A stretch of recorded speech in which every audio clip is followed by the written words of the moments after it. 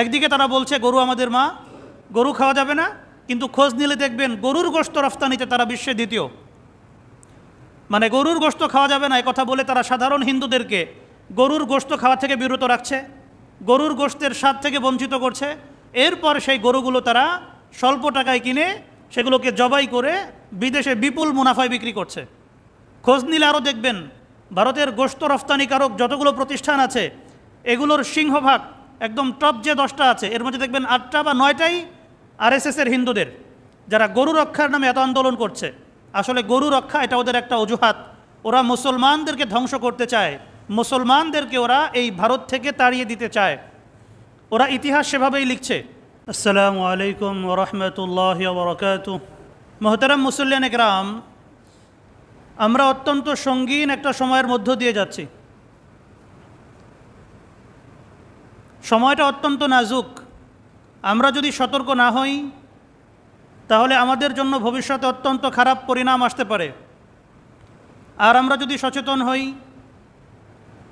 কোরআন মাজিদে আল্লাহ সুবহানাহু ওয়া তাআলা আমাদেরকে এই সময়ে যে বিষয়গুলোতে সতর্ক হওয়ার নির্দেশ দিয়েছেন, আল্লাহর রসুল সাল্লাল্লাহু আলাইহি ওয়াসাল্লাম তার অসংখ্য অগণিত হাদিসে ফিতনা ফাসাদের এই জামানায় আমাদেরকে যে বিষয়গুলোর প্রতি সর্বোচ্চ নজর রাখার নির্দেশ দিয়েছেন, যদি আমরা এই নির্দেশগুলো পালন করতে পারি তাহলে আশা করা যায় আমরা ফিতনার এই করাল গ্রাস থেকে নিজেদেরকে হেফাজত করতে পারবো, আমাদের পরিবার পরিজনকে হেফাজত করতে পারবো। তা না করে যদি আমরা স্রোতে গা ভাসিয়ে দেই, উদাসীনতার মধ্যে ডুবে থাকি, তাহলে আমাদের ব্যাপারে কোনো ধরনের কল্যাণের আশা করা যেতে পারে না। সময় অত্যন্ত সঙ্গীন। সময় যত গড়াচ্ছে অবস্থার ভয়াবহতা তত বাড়ছে। আপনারা সকলেই জানেন, বিগত কয়েকদিন আগে ঢাকার টঙ্গী থেকে মসজিদের একজন খতিব সাহেব মুফতি মুহিবুল্লাহ মিয়াজি দামাত বরকাতুহুম, ওনাকে ইসকনের সদস্যরা অপহরণ করেছিল। গতকাল ওনাকে পাওয়া গিয়েছে। ওনাকে টঙ্গী থেকে কুড়িগ্রাম হয়ে শিলংয়ের দিকে নিয়ে যাওয়ার চেষ্টা চলছিল, শিলিগুড়ি ওই এলাকার দিকে নিয়ে যাওয়ার চেষ্টা চলছিল। ওনার উপরে অমানবিক নির্যাতন করা হয়েছে এবং ইমাম খতিবদের উপরে, মুসলমানদের ধর্মীয় স্কলার যারা আছেন তাদের উপরে ইসকনের এটাই প্রথম আঘাত নয়।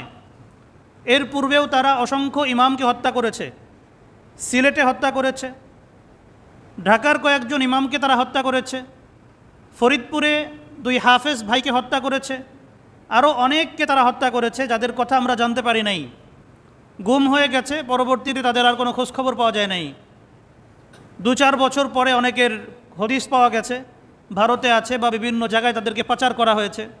ইসকন নামক এই যে সংগঠন, এটা বাংলাদেশের স্বাধীনতা সার্বভৌমত্বের জন্য, আমাদের মুসলমানদের দিন ইমানের জন্য অনেক বড় একটা হুমকি হয়ে দাঁড়িয়েছে। এরা মূলত ভারতের উগ্রবাদী যে ধর্মীয় সংগঠন, হিন্দুত্ববাদী যে আরএসএস, তাদের একটা অঙ্গ সংগঠন হিসাবে কাজ করছে। তাদের মূল লক্ষ্য অখণ্ড ভারত এবং রাম রাজত্ব প্রতিষ্ঠা করা।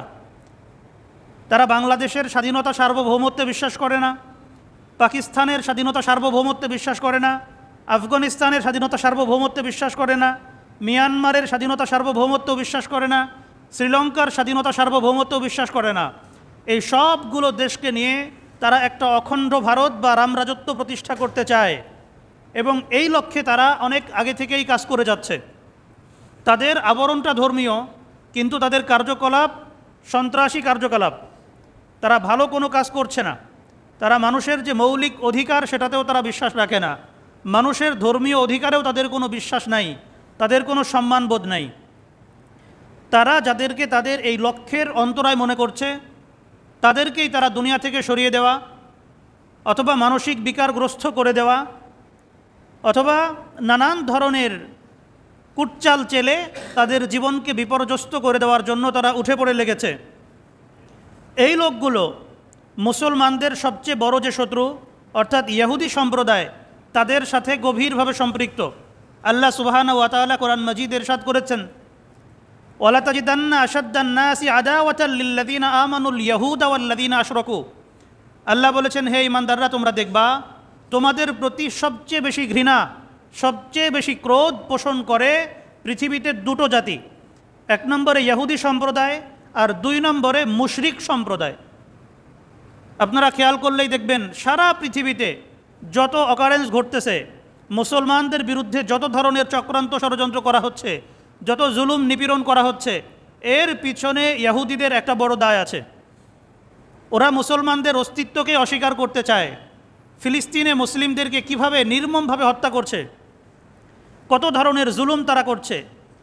এই যে মুশরিক সম্প্রদায়, ভারতের হিন্দু যারা আছে, মুসলমানদের উপরে তাদের জুলুম অত্যাচারের কোনো সীমা পরিসীমা নাই। তাদের নাগরিক অধিকার হরণ করছে, দেশ থেকে বের করে দিচ্ছে, মসজিদ মাদ্রাসা ধ্বংস করে দিচ্ছে। গরুর গোশত খাওয়ার অজুহাতে, গরুর গোশত পরিবহন করা বা ফ্রিজে রাখার অজুহাতে মুসলমানদেরকে তারা পশুর মতো, বরং পশুর চেয়েও নিকৃষ্টভাবে পিটিয়ে হত্যা করছে। গৌরক্ষার নামে তারা এই কাজগুলো করতেছে। অথচ ভারত বিশ্বে গরুর গোশত রফতানিকারক দেশের মধ্যে 2য় অবস্থানে আছে। একদিকে তারা বলছে গরু আমাদের মা, গরু খাওয়া যাবে না, কিন্তু খোঁজ নিলে দেখবেন গরুর গোশত রফতানিতে তারা বিশ্বে 2য়। মানে গরুর গোশত খাওয়া যাবে না এ কথা বলে তারা সাধারণ হিন্দুদেরকে গরুর গোশত খাওয়া থেকে বিরত রাখছে, গরুর গোশতের স্বাদ থেকে বঞ্চিত করছে। এরপর সেই গরুগুলো তারা স্বল্প টাকায় কিনে সেগুলোকে জবাই করে বিদেশে বিপুল মুনাফায় বিক্রি করছে। খোঁজ নিলে আরও দেখবেন ভারতের গোশত রফতানিকারক যতগুলো প্রতিষ্ঠান আছে, এগুলোর সিংহভাগ, একদম টপ যে 10টা আছে, এর মধ্যে দেখবেন 8টা বা 9টাই আরএসএসের হিন্দুদের, যারা গরু রক্ষার নামে এত আন্দোলন করছে। আসলে গরু রক্ষা এটা ওদের একটা অজুহাত। ওরা মুসলমানদেরকে ধ্বংস করতে চায়, মুসলমানদেরকে ওরা এই ভারত থেকে তাড়িয়ে দিতে চায়। ওরা ইতিহাস সেভাবেই লিখছে। আপনারা খেয়াল করলে দেখবেন কিছুদিন আগে আসামে অনেক মুসলমানের নাগরিকত্ব কেড়ে নেওয়া হয়েছে। তাদেরকে বাংলাদেশি ট্যাগ দিয়ে বাংলাদেশের বিভিন্ন সীমান্ত দিয়ে পুশ করা হয়েছে। কিছুদিন আগেও ঢাকার এক বস্তি থেকে আসামের এক মহিলাকে উদ্ধার করা হয়েছে। এমনকি এখন তো কলকাতার অনেক হিন্দুকেও বাংলাদেশি ট্যাগ দিয়ে বাংলাদেশে ঢুকিয়ে দেওয়া হচ্ছে। আগে শুধু মুসলমানদেরকে ঢোকানো হতো, এখন তো হিন্দুদেরকেও ঢোকানো শুরু হয়ে গেছে। ওরা মূলত মুসলমানদের যে স্বাধীন সার্বভৌম যে জাতিসত্তা, সেটাকেই ওরা অস্বীকার করছে। আমাদের বাংলাদেশে ইসকন যে সংগঠন, সেটা বাংলাদেশের স্বাধীনতা সার্বভৌমত্বের জন্য বড় রকমের হুমকি। আমাদের যে 1000 বছরের সাম্প্রদায়িক সম্প্রীতি, সেটার জন্য হুমকি। ওরা দেশে একটা দাঙ্গা লাগানোর জন্য উঠে পড়ে লেগেছে। ওরা মুসলমানদেরকে বিনাশ করতে চায়। কিছুদিন আগে ভারতের উত্তরপ্রদেশে হিন্দুদের বিরাট একটা কনফারেন্স হয়েছে। সেখানে ওরা আলোচনা করেছে মুসলমানদেরকে কিভাবে বিনাশ করা যায়। ওরা বলেছে, যদি তোমার একটা ফোন কেনার প্রয়োজন থাকে এবং তোমার বাজেট যদি 1 লক্ষ টাকা থাকে, তাহলে তুমি 5-7 হাজার টাকার মধ্যে একটা ফোন কিনে নাও, আর বাদ বাকি টাকা তুমি অস্ত্র কেনার জন্য জমিয়ে রাখো। মুসলমানদেরকে কিভাবে বিনাশ করা যায়? ওরা বলছে শুধু তরবারি দিয়ে হবে না, শুধু ছুরি চাকু দিয়ে হবে না, আমাদেরকে আরও বড় অস্ত্রের ব্যবস্থা করতে হবে, এদেরকে বিনাশ করতে হবে। এজন্য দেখবেন এই বিনাশ করার পন্থা ওরা নানানভাবে অবলম্বন করছে। কিছুদিন আগে দেখলাম ভারতীয় একটা ওষুধ কোম্পানি, তারা আফ্রিকার কিছু গরিব দেশে কিছু ওষুধ রফতানি করেছে। সেই ওষুধ খেয়ে 2 শতাধিক শিশু মৃত্যুবরণ করেছে। কফের সিরাপ খেয়ে বাচ্চারা মারা গেছে। কেন মারা গেল? যে উপাদানটা দরকার, যতটুকু দরকার ছিল তার থেকে 500 গুণ বেশি দিয়েছে, যেটা প্রাণনাশের কারণ হয়ে দাঁড়িয়েছে। ভারতীয় টিকা নেওয়ার পরে, ভারতীয় ওষুধ খাওয়ার পরে আমাদের দেশেও অনেক শিশুর মৃত্যু হয়েছে। ওরা মুসলমানদেরকে মারতে চায়, সেটা যেভাবেই পারুক না কেন। ওদের লক্ষ্য মুসলমান। এখন আপনি প্র্যাকটিসিং মুসলিম হন অথবা না হন, আপনি মুসলমান হইলেই হয়েছে।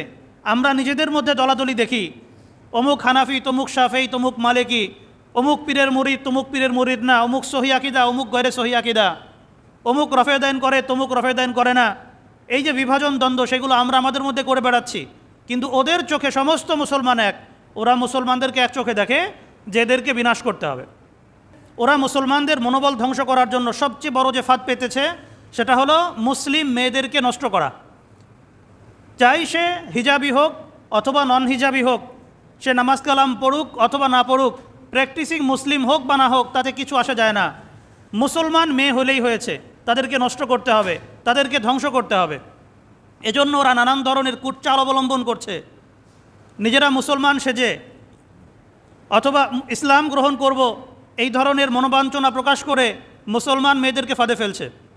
টাকা পয়সার গরম দেখাচ্ছে, চেহারা সুরত ভালো আছে, মিষ্টি মিষ্টি কথা বলতেছে, আমি মুসলমান হয়ে যাব, ইসলামকে অনেক ভালোবাসি, হিজাবি মেয়েদেরকে অনেক ভালোবাসি, তোমাদের নামাজ পড়ার দৃশ্যটা অনেক ভালো লাগে, আমাদেরকে মরলে পোড়ায় দেয় এটা ভালো লাগে না, তোমাদের সিস্টেম অনেক ভালো, এমন এমন কথা বলে যে মেয়েরা ইমোশনাল হয়ে যায়। তুমি যদি আমাকে ইসলাম সম্পর্কে শেখাও তাহলে আমি মুসলমান হয়ে যাব। এই সবগুলো ধোঁকা, এই ধোঁকায় ফেলে মুসলিম মেয়েদেরকে ওরা ব্ল্যাকমেইল করছে। যে কোনোভাবে একবার যদি ওদের কাঙ্ক্ষিত স্থানে নিতে পারে সেখানে নিয়ে নানান ধরনের অপকর্ম করছে, ভিডিও ধারণ করছে এবং সেগুলো দেখিয়ে পরবর্তীতে ব্ল্যাকমেইল করছে। শুধু ওই মেয়েকে করছে তা না, তার মাকে করছে, তার বোনদেরকে করছে, তার বাবা ভাইদেরকে করছে। মা বোনদেরকে তো তারা নষ্ট করছে, আর ভাইদের থেকে বাবাদের কাছ থেকে বিপুল অঙ্কের টাকা নিচ্ছে। এদেরকে ভারতে পাচার করে দেয়, এদেরকে নিষিদ্ধ পল্লীতে বিক্রি করে এবং এই মেয়েদেরকে অনেক সময় ওরা খুন করে ফেলে। যদি মেয়েরা কোনোভাবে হিন্দু ধর্ম গ্রহণ করতে রাজি না হয়, যদি কোনোভাবে পাচার করতে পারবে না বলে ওরা নিশ্চিত হতে পারে, তাহলে তাকে খুন করে ফেলে এবং অনেক সময় আগুন ধরিয়ে দেয়, কখনো মাটিতে পুঁতে ফেলে, কখনো নদীতে ফেলে দেয়, হাত পায়ের সাথে সিমেন্টের বস্তা বেঁধে নদীর মাঝখানে নিয়ে নদীতে ছেড়ে দেয়। যে সমস্ত আলেম ওলামা ওদের এই কর্মকাণ্ডের ব্যাপারে মুসলমানদেরকে সতর্ক করেছেন, তাদের ব্যাপারে ওরা কঠিন অ্যাকশন নিয়েছে। সিলেটের এক ইমামকে হত্যা করেছে, ঢাকার বেশ কয়েকজনকে হত্যা করেছে এবং ওদের হত্যা করার স্টাইলটাও অত্যন্ত জঘন্য। ওরা হত্যা করার আগে নানান ধরনের খারাপ আচরণ তার সাথে করে, অনেকে তো পাগল বানিয়ে দেয়, অঙ্গ প্রত্যঙ্গ বিকৃত করে। অনেক সময় দেখা যায় ওরা জীবন্ত মাটির মধ্যে পুঁতে ফেলে, ব্ল্যাক ম্যাজিক করে তাকে মানসিক ভারসাম্যহীন বানিয়ে দেয়। সাম্প্রতিক সময়ে যে মাওলানা মুহিবুল্লাহ মিয়াজি দামাত বরকাতুহুম, ওনাকে নিয়ে যাওয়া হয়েছিল, ওনাকে নেওয়ার আগে থেকেই নানান ধরনের হুমকি ধামকি ওনাকে দেওয়া হয়েছে। চিঠি পাঠানো হয়েছে, বেনামে চিঠি, তোকে খুন করে ফেলা হবে, তোকে এটা করা হবে, ওটা করা হবে, ব্ল্যাক ম্যাজিক করে তোকে পাগল বানিয়ে দেওয়া হবে, অমুক দেবী তমুকের আশীর্বাদ, এই সমস্ত নানান কথা বলে তাকে ভয় দেখানোর চেষ্টা করা হয়েছে। যখন উনি ভয় পান নাই তখন তার সাথে এই ঘটনা ঘটেছে। বিস্তারিত হয়তো আমরা সামনে আরও জানতে পারবো। তো আমাদের দেশের দায়িত্বশীল যারা আছেন তারা এই বিষয়গুলোতে কেন যেন খুব নমনীয় ভাব দেখাচ্ছেন। কোনো একজন জটাধারী পাগলার মাথার চুল যদি কেটে দেওয়া হয়, যদি কোথাও কোনো অনৈতিক কাজে কোনো আলেম ওলামা বাধা সৃষ্টি করেন, তাহলে দেখা যায় রাষ্ট্রের সর্বোচ্চ দায়িত্বশীল যারা, তাদের পক্ষ থেকে বিবৃতি চলে আসে, তাদের পক্ষ থেকে মানবিক অধিকার সহ নানান ধরনের বক্তব্য তখন দেওয়া হয়।